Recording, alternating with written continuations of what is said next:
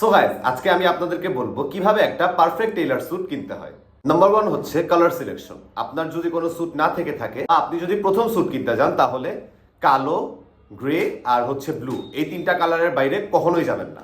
আপনার যদি এই তিনটা কালারের যে কোনো একটা থেকে থাকে, তাহলে আপনি আপনার পছন্দের মতন মেরুন বা চেক একটা যে কোনো ব্লেজার বানিয়ে নিতে পারেন। কালার সিলেকশন হওয়ার পর এখন হচ্ছে স্যুটের মাপের পালা। প্রথম হচ্ছে স্যুটের শোল্ডারের ভাঁজটা। এটা আপনার শোল্ডার যেখান থেকে শুরু হবে, এই জায়গায় আপনার সেই ভাঁজটা থাকবে। সেটা ভাঁজটা এই জায়গায় বা এই জায়গায় হলে আপনার স্যুটটা পারফেক্ট ফিটেড হবে না।